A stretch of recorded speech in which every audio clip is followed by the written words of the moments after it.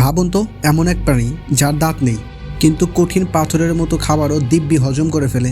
আর তার এই অবিশ্বাস্য শক্তির রহস্য লুকিয়ে আছে তার পেটের ভেতর পাথরে।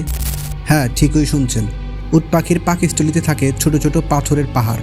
কিন্তু কেন, কিভাবে সেই পাথর খাবার জন্য করে, দাঁতের কাজ করে? আজ আমরা জানবো প্রকৃতির এক অবাক করা মেকানিজম, উট পাখির গিজার্ডের গল্প। উট পাখির পাকস্থলীর এক বিশেষ অংশ আছে যার নাম গিজার্ড।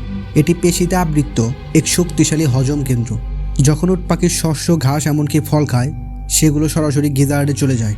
কিন্তু সমস্যা একটাই, উট পাখির দাঁত নেই। তাই কঠিন খাবার গিলে ফেলার সময় সেটাকে ভাঙতে ছোট ছোট পাথর খায় উট পাখি নিজেই। এই পাথরগুলো গিজার্ডে গিয়ে খাবার চূর্ণ করে দেয়, একেবারে দাঁতের কাজ করে। একটি পূর্ণবয়স্ক উট পাখির পাকস্থলীতে প্রায় 1 কেজি ও তারও বেশি পাথর থাকতে পারে।